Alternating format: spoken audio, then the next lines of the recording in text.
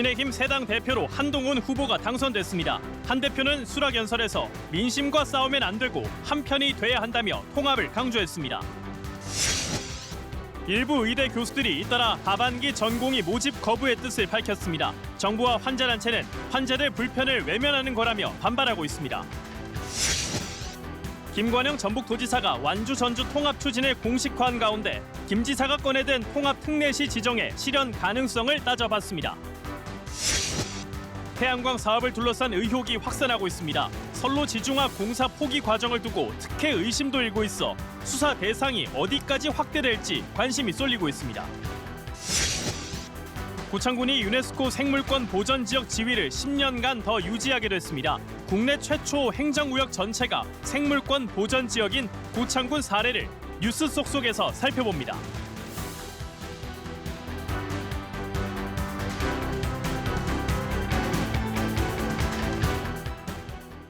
시청자 여러분 안녕하십니까? 전북 7시 뉴스입니다.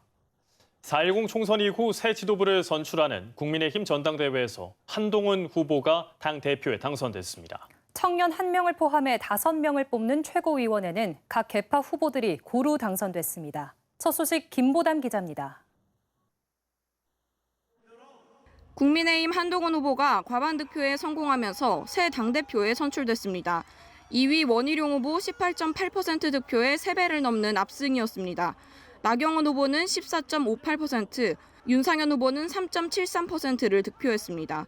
경선 기간 내내 대세론을 이어간 한 대표는 수락연설에서 건강하고 생산적인 당정 관계를 구축하겠다고 밝혔습니다. 건강하고 생산적인 당정 관계와 합리적인 토론을 통해서 민심을 정확히 파악하고 그때그때 때를 놓치지 말고 반응합시다. 최고위원회는 각 계파 후보들이 고루 당선됐습니다. 장동혁 후보는 친한계, 인요한 김재원 후보는 친윤계로 김민전 후보는 상대적으로 계파색이 옅은 것으로 분류됩니다. 청년 최고위원은 진종호 후보가 과반에 가까운 득표율로 당선됐습니다. 미래로 나아가겠습니다. 당의 힘을 하나로 모으겠습니다. 그리고 앞서 싸우겠습니다. 선출과 동시에 임기를 시작한 한동훈 대표는 내일 현충원 참배로 첫 당무를 시작합니다. KBS 뉴스 김보담입니다. 어제부터 하반기 전공의 모집이 본격적으로 시작됐습니다. 일부 의대 교수들은 교육을 거부하기로 했고 주요 수련 병원들도 지방 전공의 선발 제한을 검토하고 나섰습니다. 정부는 교수들이 환자들의 불안을 외면하고 있다며 유감을 표했습니다.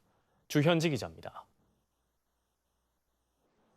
7,600여 명 규모의 하반기 전공의 모집이 진행 중인 가운데 수도권 주요 수련병원 교수들이 잇따라 수련 보이콧을 선언했습니다. 서울대 등 6개 의대 교수 비대위는 공동 입장문을 내고 하반기 전공의 모집에 동의하기 어렵다고 밝혔습니다. 교수들은 사직 전공의들의 온전한 복귀가 아닌 일부 충원은 미봉책에 불과하다고 비판했습니다. 특히 지역병원을 사직한 전공의가 수도권으로 옮겨가면 열악한 지역 필수 의료는 몰락할 것이라고 우려했습니다.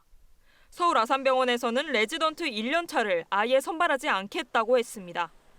고려대 의료원 소속 교수들은 지역 의료 붕괴를 사유로 지역 병원 출신 지원자를 거르는 방안도 검토 중입니다.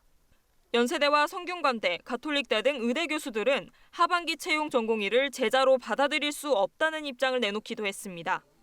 정부는 이 같은 교수들의 움직임에 유감의 뜻을 밝혔습니다. 용기를 내서 수련을 계속하고자 하는 전공의를 위축시키는 일부 교수님들의 입장에 대해 정부는 유감의 뜻을 표합니다. 또 의료 현장의 어려움을 잘 알고 있을 의대 교수들이 환자의 불안과 불편을 외면하는 것 같다고 지적했습니다.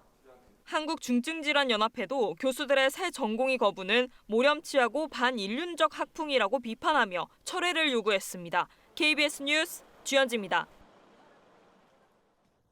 연일 중부지방에 비를 쏟았던 정체 전선은 내일부터 세력이 약해질 전망입니다. 대신 폭염은 남부에서 중부지방으로 확대되고 있는데요. 곧 여름 휴가에 들어갈 시기지만 장마가 끝난 건 아니라고 합니다. 김세현 기상전문 기자입니다. 장맛비가 주춤하자 시민들은 삼삼오오 거리로 나왔습니다. 꽃 앞에서 사진을 찍어보고 강아지와 산책도 나서봅니다. 거의 한 일주일에 2-3번은 등산 가는데 요즘에 비가 오락가락하니까 등산하기도 너무 힘들고. 연일 강한 비를 쏟아내던 정체전선은 내일 아침까지 전국 곳곳에 비를 더 뿌리겠습니다. 경기 남부와 강원 남부, 충남 서해안 등지에 최대 80mm 이상, 그 밖에 대부분 지역에 50mm 안팎의 비가 예상됩니다. 특히 중부지방과 경북 북부에는 시간당 50mm의 장대비가 쏟아지는 곳도 있겠습니다. 정체전선의 세력은 내일 오후부터 약화될 것으로 보입니다. 남부지방은 폭염이 강화되고 중부지방으로 폭염 지역이 더 확대됩니다. 대기는 더욱 불안정해져 소나기도 자주 내릴 전망입니다. 예년 이맘때면 장마가 막바지에 이르게 되는데 기상청은 장마 종료에 대해선 매우 신중한 입장입니다. 타이완 동쪽 해상에서 중국 내륙으로 향하고 있는 태풍이 큰 변수가 되기 때문입니다. 제3호 태풍 개미가 중국 내륙으로 상륙하게 되면서 우리나라에 있는 전반적인 기압계를 교란하게 됩니다. 이후에 다시 기압계가 재배치되는 과정에서 정체전선이 어디에 형성될지가 매우 불확실하기 때문에 기상청은 이번 주말쯤이면 장마 종료의 윤곽이 잡힐 것으로 내다봤습니다. KBS 뉴스 김세연입니다. 전북 전역에 이틀째 폭염특보가 내려진 가운데 오늘 낮 최고 기온이 28도에서 31도까지 오르는 등 온종일 찜통 더위를 보였습니다. 저녁부터 밤 사이에는 전북 북부 서해안을 중심으로 10에서 50mm의 비가 내리고 곳곳에서 열대야 현상이 나타나겠습니다. 전주기상지청은 내일도 최대 50mm의 소나기가 예보돼 있다며 무더위 속 건강 관리를 당부했습니다. 폭염이 지속되면서 소방당국은 한낮 바깥 활동 자제를 당부했습니다. 최근 전북에서는 축구를 하다 열 경련 증세를 보인 30대 남성을 비롯해 올 들어 그제까지 온열 질환자 46명이 발생했습니다. 소방당국은 온열 질환을 예방하려면 낮 12시부터 오후 5시까지 바깥 활동을 자제하고 물을 자주 마셔야 한다고 강조했습니다. 김관영 전북도지사가 완주 전주 통합 추진을 공식화하면서 특례시 카드를 꺼내 들었습니다. 그렇다면 통합 시의 특례시 지정은 실현 가능한 걸까요? 조선우 기자가 짚어봤습니다. 김관영 전북도지사는 완주 전주 통합이 성사되면 즉각 특례시 지정을 추진하겠다고 밝혔습니다. 관광 산업단지 조성과 교통 기반 확충, 복지 혜택 등으로 광역시의 버금가는 중추도시로 키우겠다는 겁니다. 먼저 전주 완주 통합시를 특례시로 지정하겠습니다. 특례시는 인구 100만 이상 도시에 주어지는 이름입니다. 완주를 포함한 전주권의 생활 인구는 이미 특례시 수준에 육박합니다. 지난달 통계청 기준 인구는 전주시가 63만 9천여 명, 완주군이 9만 8천여 명입니다. 두 시군을 합치면 73만 8천여 명으로 100만 명에 크게 못 미칩니다. 4년 전 단독으로 특례시를 추진한 전주시가 발목을 잡힌 것도 바로 100만 명 기준입니다. 김 지사는 비수도권 특례시 기준을 50만 명으로 낮추는 방식으로 돌파하겠다고 역설했습니다. 지역 정치권과 함께 지방자치법을 개정해서 100만 명 이상의 특례시 기준을 완화하겠습니다. 최근 충청 지역구 의원들을 중심으로 관련 법안이 국회에서 발의된 상황. 하지만 호남뿐 아니라 영남 등 다른 시도 정치권과의 연대와 공조과제가 산적합니다. 아울러 김 지사는 특별자치도 권한까지 특례시에 이양하겠다고 약속했습니다. 특별자치도법 개정을 통해서라도 정부 권한을 이양받고 그것을 통합시의 주인인 주민 여러분께 돌려드리겠습니다. 하지만 2년 전 출범한 수원, 용인, 고양, 창원 특례시도 실질적 권한 이양을 위한 협의를 아직 진행 중입니다. 전북도가 깜짝 꺼내든 특례시 지정 카드가 완주 전주 통합 추진에 약이 될지 독이 될지 관심이 큽니다. KBS 뉴스 조선우입니다. 전북도가 휴가철 공직기강 확립을 위해 앞으로 한 달간 특별 감찰을 실시합니다. 감찰 대상은 14개 시군과 직속기관, 사업소, 출연기관 등입니다. 감찰 내용은 근무지 무단 이탈과 시간외 수당 부당 수령, 직무 관련 금품 향응 수수 등 복무 규정 위반뿐 아니라 대민 행정 지연과 재난 대비 태세 소홀 등입니다. 적발된 비위 행위는 무관용 원칙에 따라 처리하고 특히 음주 운전자는 엄중 조치할 방침입니다. 전북 첫 공공산후조리원이 남원시에 들어섭니다. 출산을 앞둔 지역 임산부와 가족의 시간적, 경제적 부담을 크게 줄일 것으로 기대되는데요. 저출산 완화에도 도움이 될지 주목됩니다. 서승신 기자가 보도합니다. 3살 딸을 키우는 서진 씨. 출산 당시 남원에 분만할 수 있는 병원과 산후조리원이 없어 애를 먹었습니다. 전주와 광주 등을 물색하다 결국 차로 1시간 떨어진 전남 순천의 한 병원에서 이른바 원정 출산과 산후조리를 냈습니다. 왕복 2시간이 넘는 거리다 보니 가족의 도움을 받을 수 없어 별도로 도우미까지 써야 했습니다. 간병인 구했어요. 저희 친정도 올 수 있는 상황이 아니었고 시댁도 올 수 있는 상황이 아니어가지고. 이 같은 불편을 해소하기 위해 전북도와 남원시가 공공산후조리원을 짓습니다. 전북 첫 공공산후조리원으로 116억 원을 들여 내년 상반기 완공합니다. 지하 1층, 지상 3층 규모로 10여 개 임산부실을 갖추게 되며 인근 임실과 순창, 장수는 물론 경남 산청 등 지리산권 주민까지 이용할 수 있습니다. 남원 시민들에 한해서는 민간 사용료에 비해서 50% 수준일 것 같고요. 우리 전북 특별자치도민들께서는 30% 할인, 그리고 인근에 있는 지리산권 주민들께서는 10% 할인을. 전북도는 정읍시 익산시와도 협의해 내후년까지 공공산후조리원을 추가 설립하기로 했습니다. 정읍 지역에 26년 준공을 목표로 해서 공공산후조리원을 설립을 할 계획으로 있습니다. 그리고 익산 지역은 자체적으로 민간 산후조리원을 통해서 산후 서비스를 제공할 계획으로 있습니다. 지역 소멸 우려 속에 공공산후조리원 조성이 인구 유출과 저출산을 완화하는 대책이 될지 주목됩니다. KBS 뉴스 서승씨입니다. 교육부의 반도체 공동연구소 공모 결과 전북대가 선정됐습니다. 전북대는 공동연구소 건립비 164억 원과 장비비 280억 원 등 모두 600억 원을 투입해 지하 1층, 지상 3층 규모의 반도체 공동연구소를 건립하고 인력 양성을 위한 전주기 교육 생태계를 조성할 계획입니다. 지난해 선정된 반도체 특성화 대학 지원 사업, 글로컬 대학 30사업 등과도 연계해 지속 가능한 연구소로 운영할 방침입니다.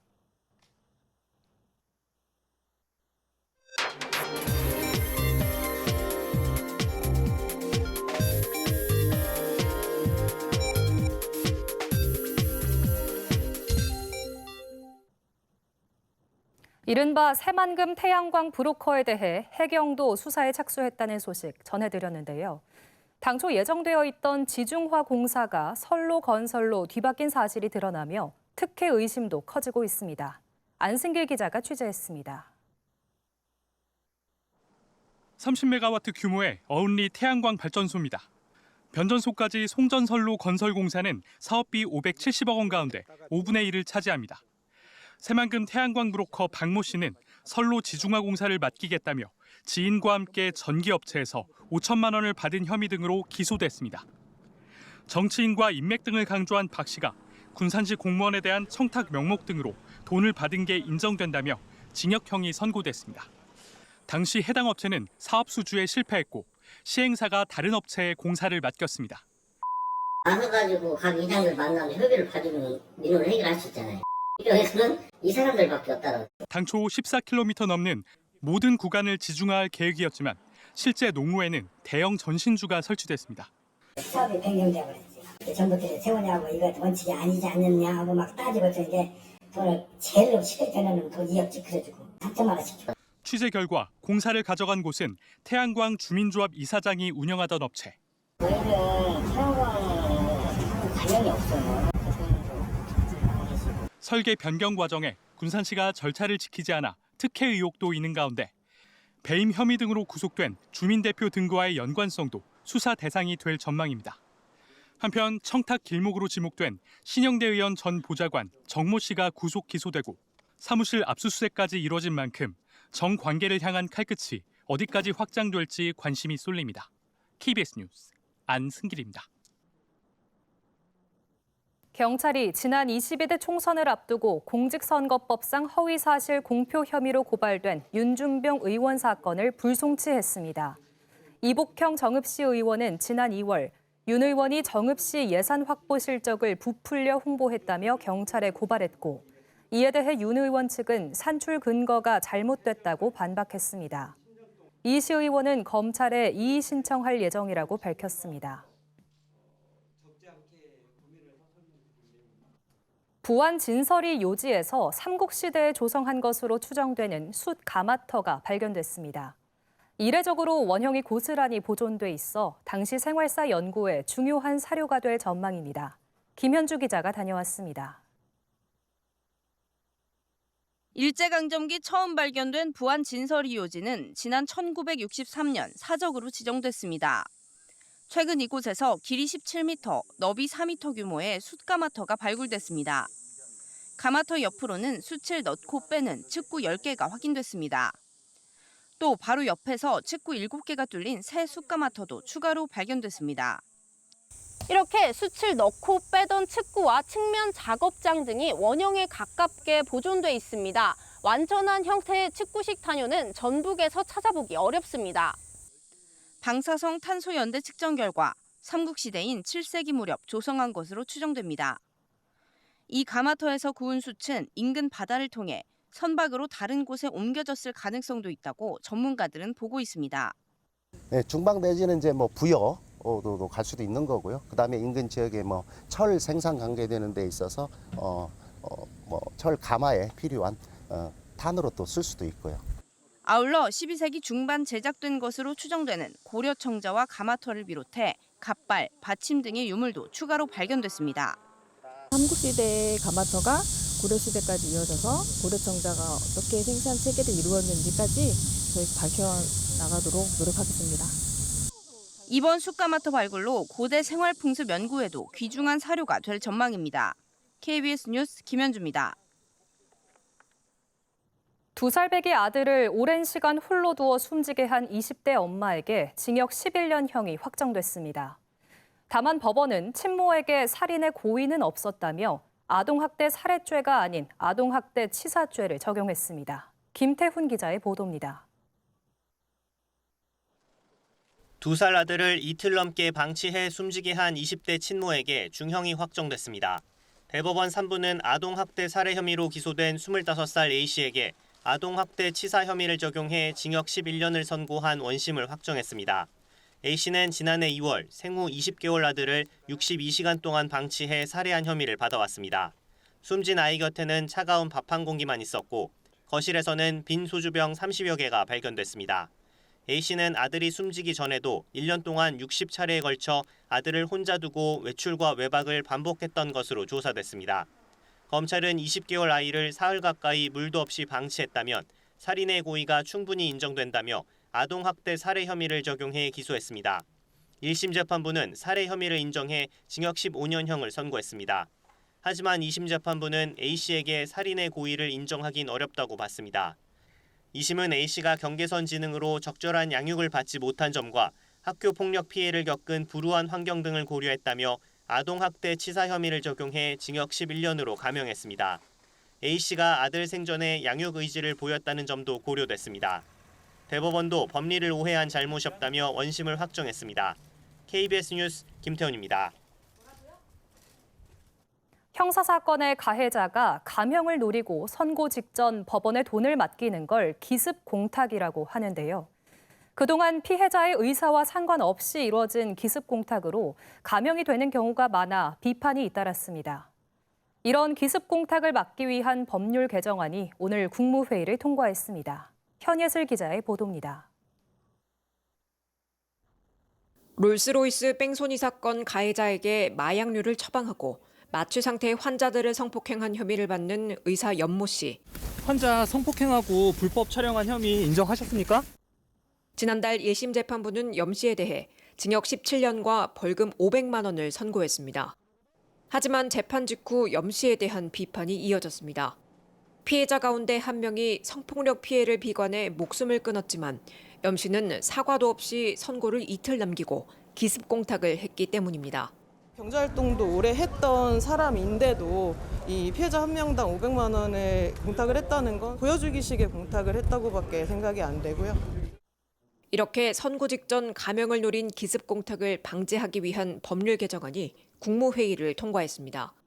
기존엔 법원이 피해자의 의사를 확인하지 않고 공탁을 감경 사유로 양형에 반영했지만 개정안은 판결 선고가 임박한 시점에 가해자가 공탁을 할 경우 법원이 피해자의 의견을 의무적으로 청취하게 했습니다. 또 이른바 먹튀 공탁을 방지하는 방안도 마련했습니다. 공탁법 개정안은 감형 이후 피해자가 수령을 거부한 공탁금을 몰래 회수하는 걸 막기 위해 형사 공탁금 회수를 원칙적으로 제한했습니다. 다만 피해자가 수령을 확정적으로 거절하거나 무죄 판결 또는 불기소 결정이 있는 경우에만 예외를 두도록 했습니다. 정부는 국무회의를 통과한 개정안을 조만간 국회에 제출할 예정입니다. KBS 뉴스 현예슬입니다.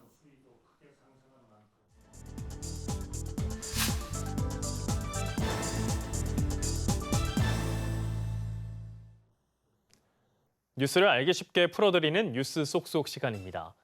국내 람사르 습지 가운데 최대 규모인 곰소만 갯벌과 선운산 도립공원, 또 철새들의 서식지인 독림저수지까지 고창은 수려한 자연 경관과 생태 환경을 간직한 생물권 보전 지역인데요. 최근 유네스코에서 좋은 소식이 들려왔습니다. 뉴스 속속 오늘은 생물권 보전 지역에 대해 자세히 알아보겠습니다. 생물권 보전 지역은 세계유산, 세계지질공원과 함께 유네스코가 선정하는 3대 보호지역 가운데 하나입니다. 전 세계적으로 뛰어난 자연 생태 환경을 보유한 지역이 대상인데요. 생물의 다양성을 보존하고 지역사회와 함께 지속 가능한 발전 방안을 모색하기 위해 1971년 유네스코 총회에서 인간과 생물권 프로그램이 생겨나면서부터 시작됐습니다. 그렇다면 고창군은 어떤 이유로 생물권 보전 지역으로 등재됐을까요?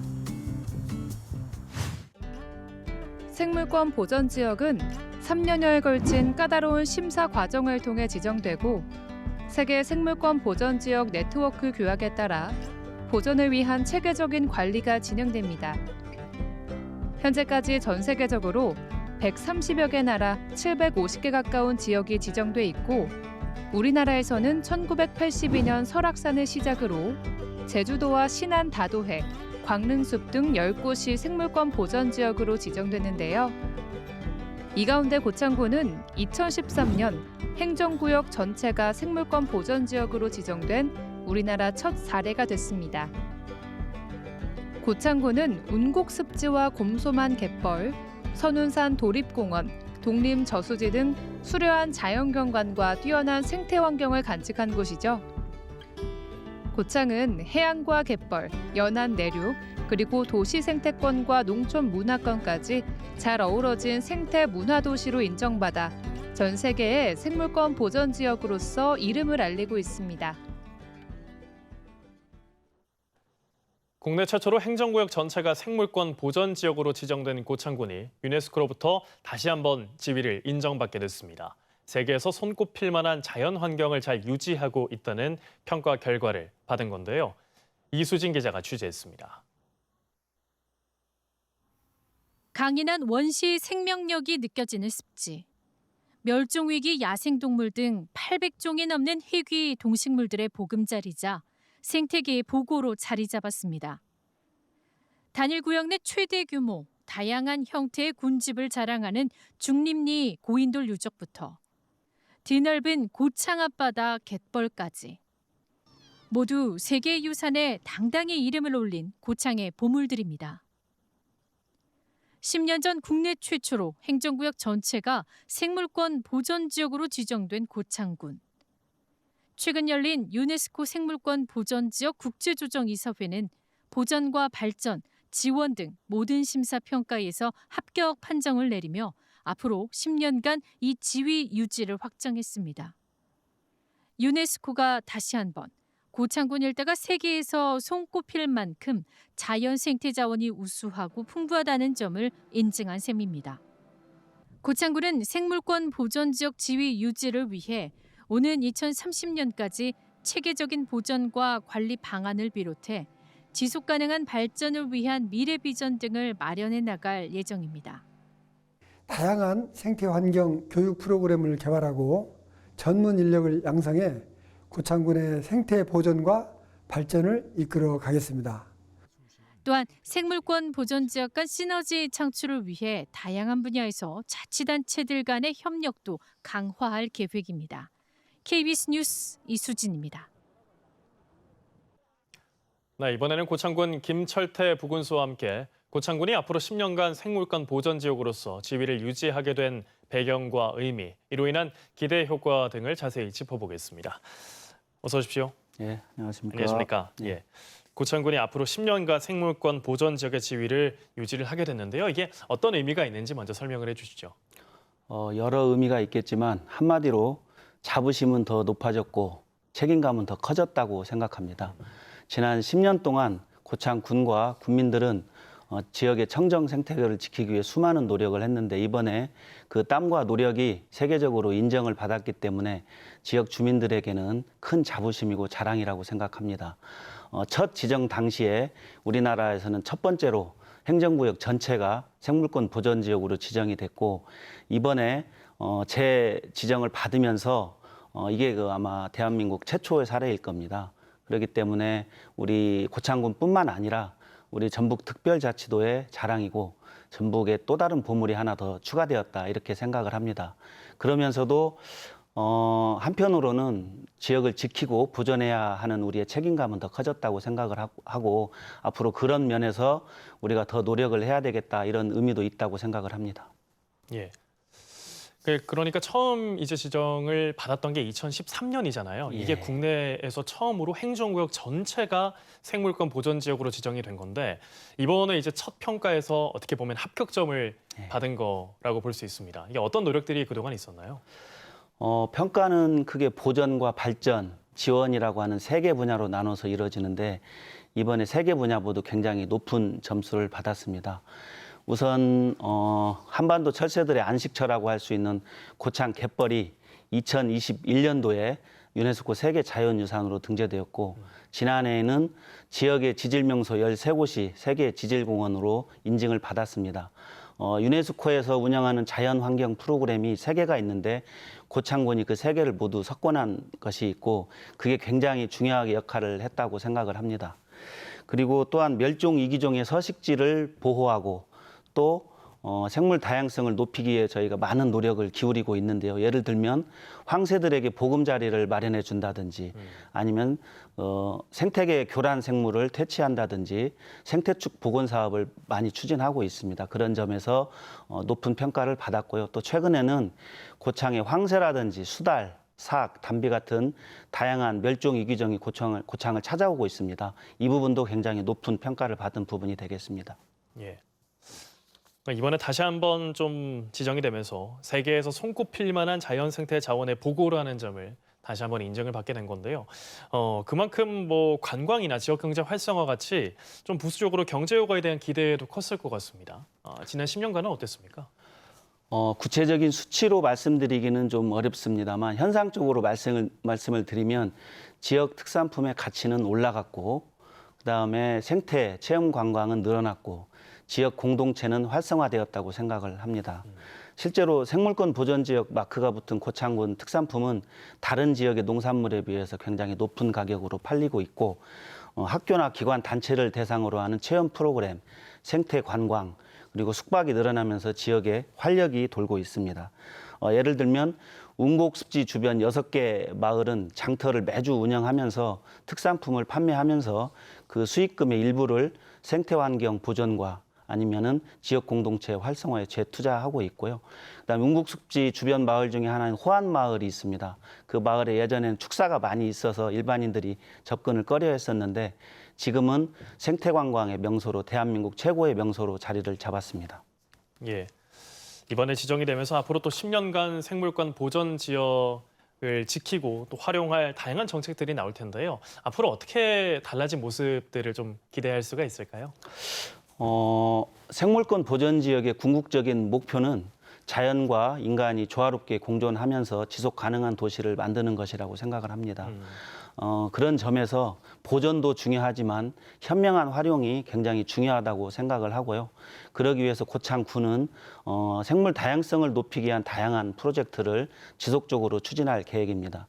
특히 지역 주민들이 직접 참여하는 체계적인 프로그램을 통해서 고창 갯벌이나 운곡습지 같은 지역의 우수한 자연자원의 가치를 높이는 일에 역량을 집중할 계획입니다. 그리고 현재 정부와 전북도의 지원을 받아서 추진하고 있는 고창 람사르 갯벌센터라든지 고창 갯벌 세계유산 지역센터 등을 통해서 다양한 교육훈련 프로그램을 개발하고 전문 인력을 양성하겠습니다. 그리고 최근에 저탄소 친환경 정책이 좀 중요성이 날로 높아지고 있습니다. 예를 들면 벼농사에 물을 적게 쓰는 그 방법을 포함을 하고 또 한우의 사육 기간을 단축한다든지 이런 그 정책들이 관심을 받고 있고 고창군에서 최근에 연구를 시작을 하고 있습니다. 앞으로 이런 저탄소 친환경 정책을 체계적으로 고창군이 선도적으로 추진을 하겠고요.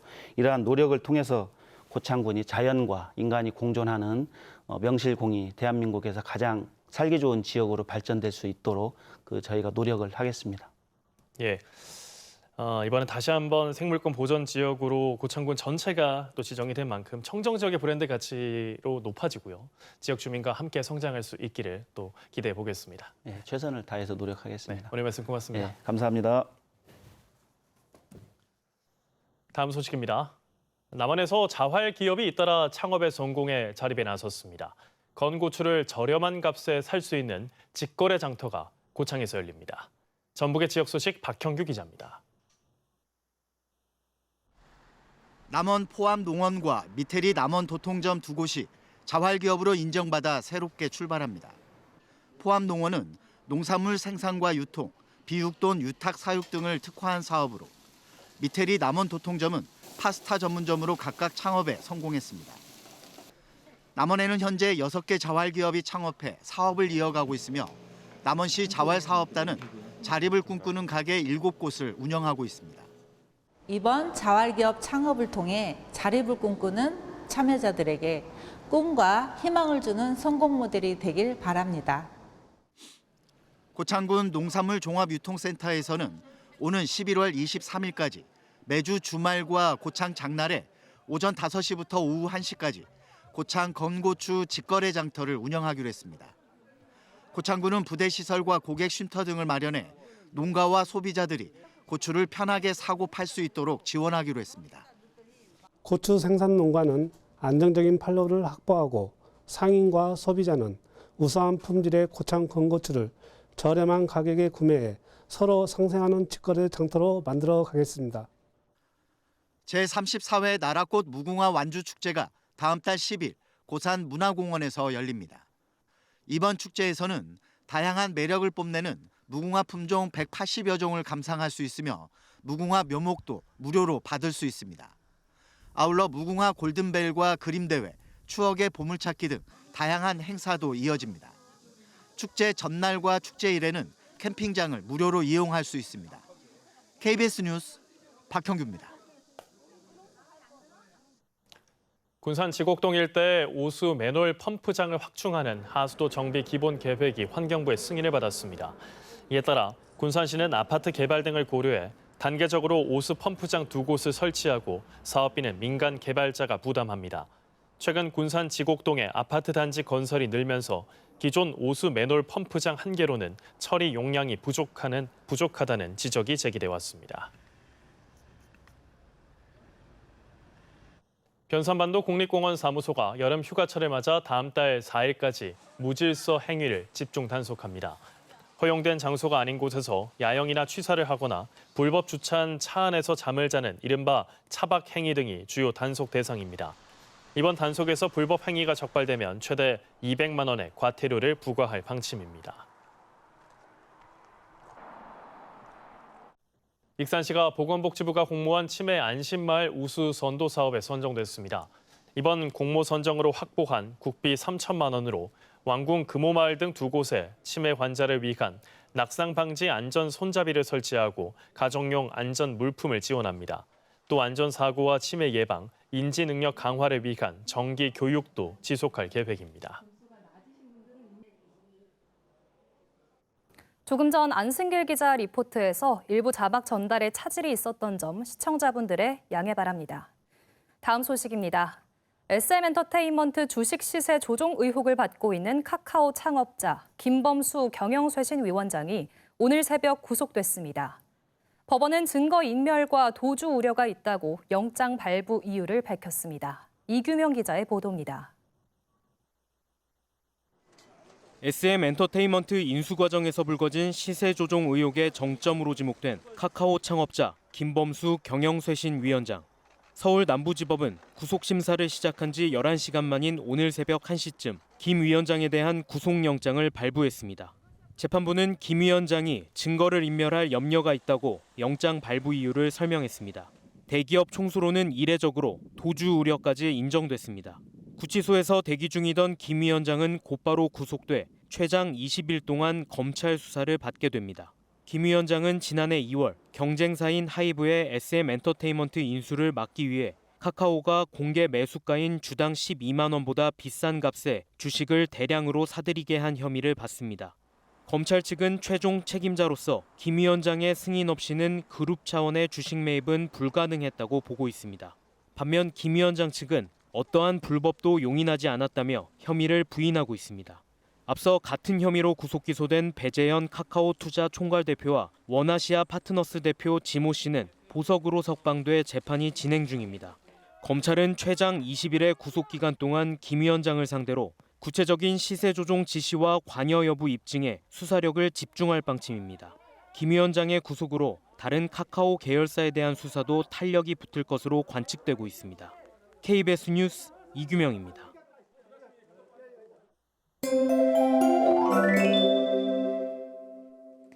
전북 모든 지역에 이틀째 폭염특보가 발효 중입니다. 내일도 오늘만큼 덥겠습니다. 대부분 지역의 체감온도가 33도 안팎까지 오르겠고 폭염경보가 내려진 김제와 정읍은 35도 안팎을 보이겠습니다. 늦은 오후부터 군산 어청도에는 시간당 20mm의 세찬 비가 쏟아졌는데요. 오늘 저녁까지 전북 북부 서해안에 10에서 50mm가량의 비가 이어지겠고요. 그 밖에 전북에도 소나기가 지나는 곳이 있겠습니다. 내일도 하늘이 대체로 흐린 가운데 전북 곳곳에 소나기가 내리겠습니다. 내일 오전부터 저녁 사이 5에서 50mm가량이 예상되는데요. 소나기의 특성상 짧은 시간 강하게 쏟아질 수 있겠습니다. 외출할 때 우산을 챙겨 나오는 게 좋겠습니다.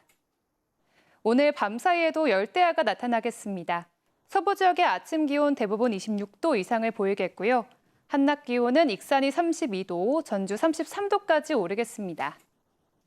동부 지역은 완주가 25도, 장수 23도에서 출발하겠고 한낮에는 30도에서 33도 사이를 보이겠습니다. 내일부터 서해안에 강한 너울이 밀려올 것으로 보여 해안가 안전사고에 주의해야겠습니다. 해상에선 높은 물결이 일겠고 바람도 거세게 불겠습니다. 중복인 목요일에는 폭염이 더욱 심해지겠고 당분간 소나기 소식이 잦겠습니다. 날씨였습니다. 뉴스를 마칩니다. 시청해주신 여러분 고맙습니다.